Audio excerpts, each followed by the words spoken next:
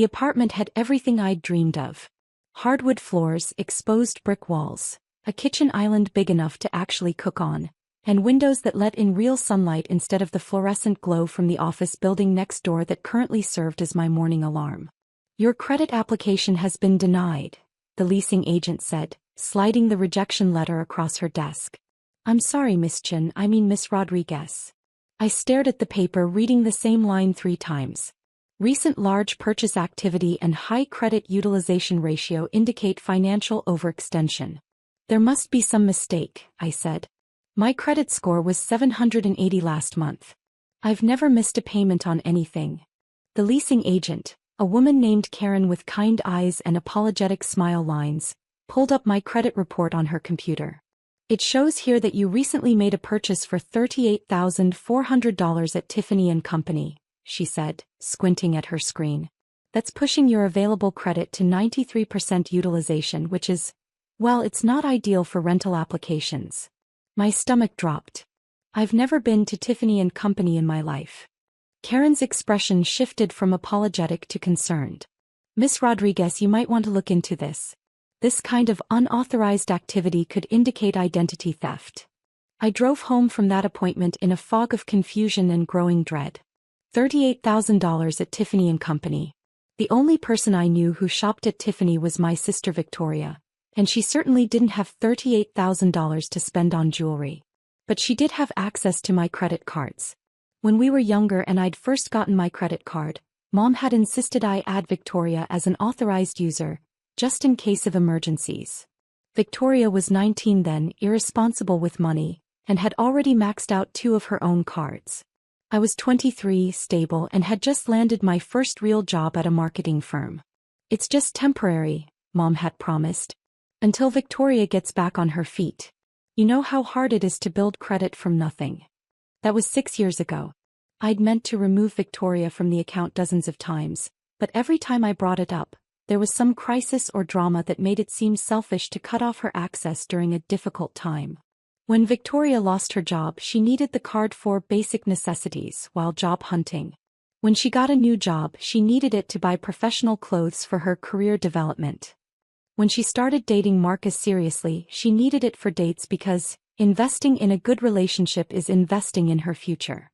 There was always a reason, always a justification, always some family emergency that made me the selfish one for wanting to protect my own financial security. But $38,000 at Tiffany & Company was not a basic necessity. I called the credit card company from my car, still sitting in the apartment complex parking lot. "I need to verify a recent charge," I told the customer service representative. "Tiffany & Company for $38,400. There was typing, then a pause. "Yes, that charge was made yesterday at the Tiffany & Company location in downtown." The card ending in 4792 was swiped in person, and the cardholder signed for the purchase. Card ending in 4792. Victoria's card. My card that Victoria had been carrying around for 6 years. "I need to speak to someone about fraud," I said. The fraud department was more thorough. They walked me through the purchase details, the signature verification, and my options for disputing the charge. "Given the amount involved, Miss Rodriguez, I have to inform you that this falls under federal jurisdiction for credit card fraud," the fraud specialist explained.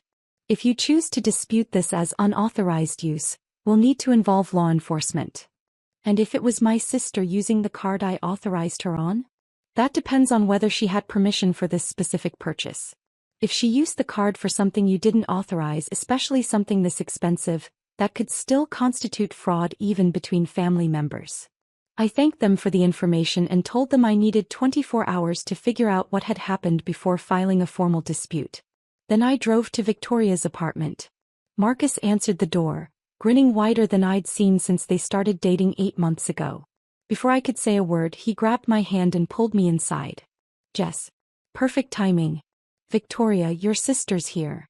Victoria emerged from the bedroom, and the first thing I saw was her left hand. The ring was massive.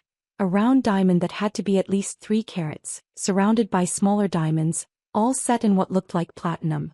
It was stunning. And it was paid for with my credit card. "Jess." Victoria squealed, running over to show me her hand up close. "Look. Marcus proposed last night. Isn't it incredible? I stared at the ring, doing quick math in my head. The main diamond alone probably cost $25,000. The setting, the smaller diamonds, the craftsmanship, $38,000 was probably getting a deal. It's beautiful, I said carefully. How did Marcus save up for something like this? Marcus looked sheepish. Well, that's the thing. I've been planning this for months, but when I went to buy the ring, my credit got declined. Some issue with my debt-to-income ratio from my student loans. Victoria jumped in. So I offered to help. I mean, it's my ring, right? It made sense for me to put it on my card. My card. He meant my card. Victoria, I said slowly, this ring costs $38,000. I know, she said, admiring the diamond again. Marcus has incredible taste. I told him not to go cheap just because money's tight. This is forever, you know. How exactly were you planning to pay for it? Victoria's enthusiasm dimmed slightly. Well, Marcus is going to pay me back over time. His promotion comes through next month, and then he'll be making enough to handle the payments. I looked at Marcus. What kind of payments are we talking about? He shifted uncomfortably. I figured maybe $500 a month. I mean, with the minimum payments on the card, that should cover it, right? $500 a month. On a $38,000 purchase. With credit card interest rates, they'd be paying for this ring for the next 20 years. Victoria, can I talk to you privately for a minute? We went into her kitchen, leaving Marcus admiring the ring box in the living room. Victoria, that purchase just got me denied for an apartment, I said quietly. It pushed my credit utilization so high that I look like a financial risk. Her face fell. Oh, I didn't think about that. Did you think about asking me before spending $38,000? She started then stopped. I mean, it was an emergency. Marcus wanted to propose and the financing fell through, and I knew you'd want me to be happy. I do want you to be happy. But I also want to be able to rent an apartment. You can just pay it down, right? I mean, you make good money. I stared at her. Victoria, I make $52,000 a year. That ring costs more than half my annual salary. But you're so good with money, she said, as if my financial responsibility somehow meant I had unlimited resources. You'll figure it out. The payment on this with interest would be over $1,000 a month for 3 years.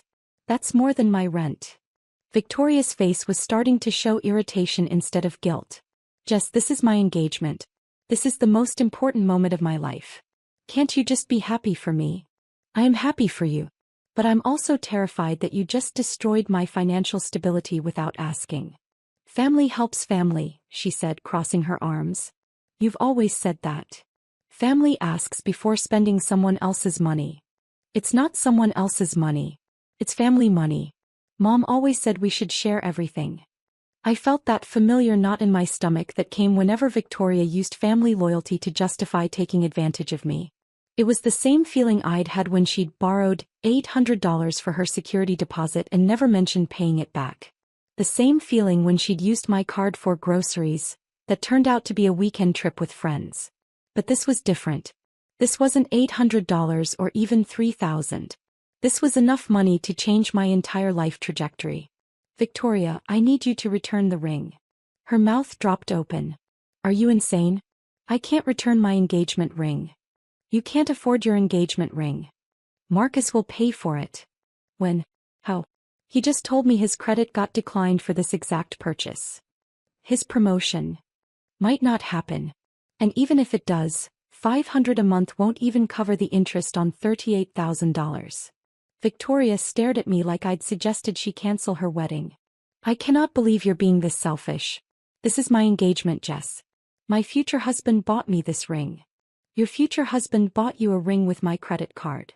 Because family helps family, she shouted, loud enough that Marcus probably heard from the living room. I took a deep breath. Victoria, I'm going to ask you one more time. Will you return the ring and find something you can actually afford? Absolutely not. Then I guess we have a problem. I left her apartment and drove straight to the police station.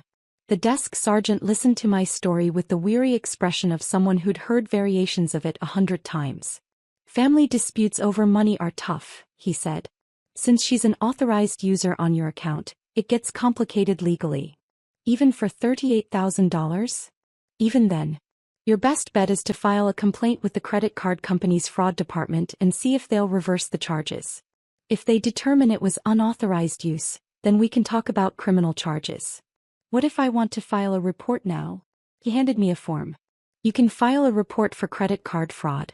But understand that if we investigate and find evidence of a crime, your sister could be arrested. Are you prepared for that? I stared at the form, thinking about Victoria's face when she showed me the ring. Her excitement, her joy, her complete inability to understand why I was upset about her spending my money without permission. Can I take this home and think about it? Sure. But don't wait too long. The sooner you report fraud, the better your chances of getting the charges reversed. I spent that night researching credit card fraud, family financial abuse, and my legal options. What I learned was sobering. According to the federal law, unauthorized use of a credit card is a felony if the amount exceeds $1,000. It didn't matter if the person was family. It didn't matter if they were an authorized user who exceeded their authorization. What mattered was whether the cardholder gave specific permission for the purchase. I had never given Victoria permission to spend $38,000. More importantly, I learned that this pattern of behavior, family members using emotional manipulation to gain access to financial resources, was a recognized form of financial abuse. The websites I found described scenarios that felt like reading my own diary. Does your family member make financial decisions that affect you without your input? Do they justify large expenditures by saying family shares everything? Have they ever made you feel guilty for setting financial boundaries? Do they assume your income and assets are available for their use? Every question was a yes. I also learned something else. I wasn't the first person in my family to be Victoria's financial safety net. A call to my Aunt Carmen revealed that Victoria had run up thousands of dollars in debt on a credit card she'd convinced my grandmother to co-sign for. When Grandma died 2 years ago, Victoria had let the debt go into collections rather than pay it herself. Your grandmother was so stressed about that debt, Aunt Carmen told me. She spent her last months worrying about ruining Victoria's credit by not being able to make the payments on her Social Security income. That night I made 2 phone calls. First, I called the credit card company and filed a formal fraud report. I explained that while Victoria was an authorized user, she had never been given permission to make purchases over a certain amount without checking with me first. The $38,000 purchase at Tiffany & Company was unauthorized. Second, I called the FBI's Financial Crimes Unit and reported suspected credit card fraud. The FBI agent I spoke with explained the process. They would investigate the complaint, gather evidence, and determine whether federal charges were warranted. Given the amount involved and the interstate nature of credit card processing, this fell squarely under federal jurisdiction. The fact that it's a family member doesn't change the legal implications, Agent Martinez explained. Fraud is fraud. We'll be in touch within 72 hours to schedule an interview and collect evidence. 3 days later, I was sitting in a federal building downtown, providing a sworn statement about Victoria's unauthorized use of my credit card. I brought bank statements, credit card statements, text messages, and a detailed timeline of Victoria's financial behavior over the past 6 years. The agent was thorough. She asked about every charge, every conversation, every instance where Victoria had used the card without specific permission. Miss Rodriguez, I have to ask, why didn't you remove her from the account after the first unauthorized charges? Family pressure, I said honestly. Every time I tried to set boundaries, my parents would get involved and make me feel guilty for abandoning my sister during a difficult time. Agent Martinez nodded. We see this pattern frequently in financial fraud cases involving family members. The victim is often manipulated into believing they're obligated to provide financial support, even when that support involves criminal behavior. Is what she did actually criminal? Using someone else's credit card without permission for $38,000? Yes, that's a federal crime. The fact that she's your sister and an authorized user complicates things, but it doesn't change the basic legal facts. She explained the next steps. They would interview Victoria, examine the evidence, and determine whether to pursue criminal charges. The process could take several weeks. In the meantime, Agent Martinez said, I'd recommend you remove her access to all your financial accounts immediately. And be prepared for significant family backlash when she learns about the investigation. I spent the weekend removing Victoria from every account, changing passwords and securing my financial information. I also researched lawyers who specialized in family financial disputes just in case. Monday morning, Agent Martinez called. We'd like to interview your sister this afternoon. We're also going to need to examine the ring and any documentation from the purchase. Are you going to arrest her? That depends on what we find during the interview. But Miss Rodriguez, I want you to be prepared for the possibility that your sister will be charged with federal credit card fraud. That afternoon while I was at work, Victoria called me screaming. What did you do? She shrieked into the phone. The FBI just left my apartment. They took pictures of my ring. Marcus is freaking out. I reported the unauthorized use of my credit card, I said calmly. It wasn't unauthorized. I'm an authorized user. You never asked permission to spend $38,000. I shouldn't have to ask permission. We're family. Victoria, you committed federal credit card fraud. I did not. Mom, get on the phone. Suddenly my mother's voice was on the line. Jessica Maria Rodriguez, what have you done? I protected my financial security. You called the FBI on your own sister. I reported credit card fraud. Over a ring? This is Victoria's engagement ring. This is $38,000 that Victoria spent without asking me. Family shares everything, Mom said, using the same phrase Victoria had used. We raised you to help each other, not call the police on each other. You raised me to be Victoria's aim. The line went quiet. That's not true, Mom said, but her voice was less certain. Really? When was the last time Victoria helped me financially? When was the last time anyone asked what I needed instead of what I could give? You're the one with the good job and the stable income, Mom said. Of course family turns to you for help. Help is asking for $50 for groceries. Fraud is spending $38,000 without permission. Dad's voice joined the conversation. Jess, you're tearing this family apart. The family tore itself apart the moment you all decided my money belonged to everyone except me. Don't be so dramatic, Dad said.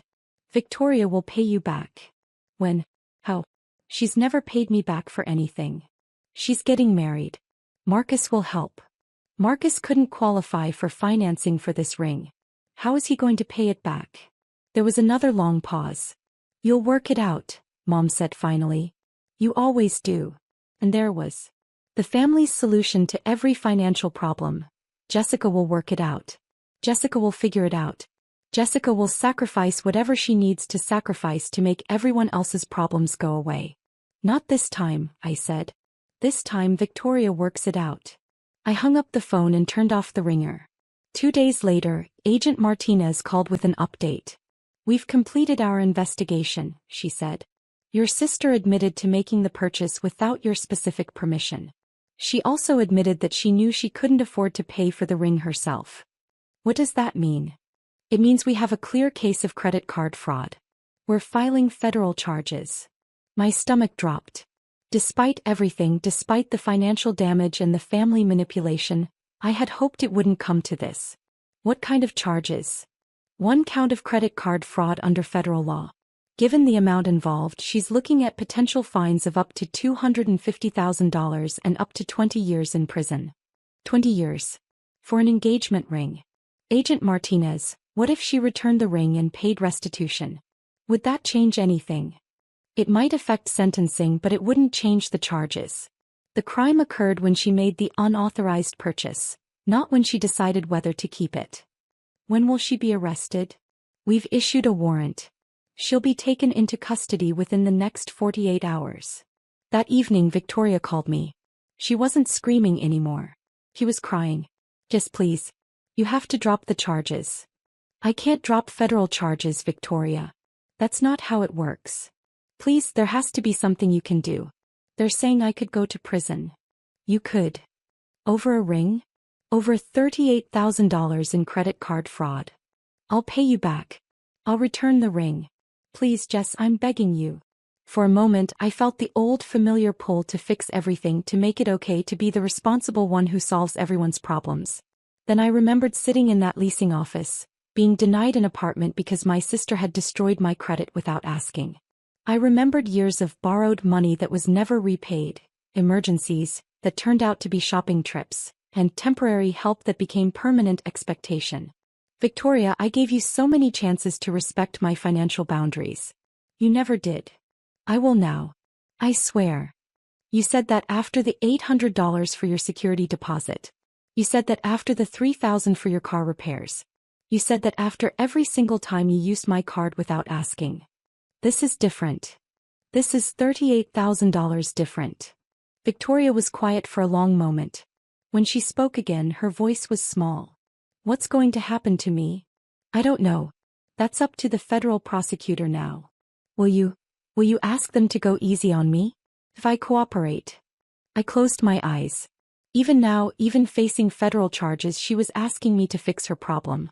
Victoria, I'll write a letter to the court explaining our family situation and asking them to consider that this was part of a pattern of financial manipulation rather than malicious intent. But I'm not going to ask them to ignore what you did. Thank you, she whispered. Victoria was arrested the next morning at her apartment. The local news picked up the story. Local woman arrested for $38,000 credit card fraud. And suddenly everyone in our family knew the details. The reactions were predictably split. Half the family thought I was a monster for destroying Victoria's life over money. The other half quietly admitted they'd been waiting for something like this to happen.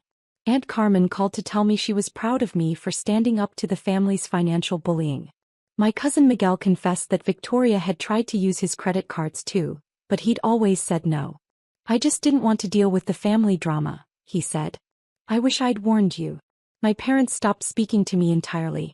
They hired a lawyer for Victoria and started a GoFundMe page to help with her legal expenses, describing her as a victim of family miscommunication rather than a perpetrator of federal fraud.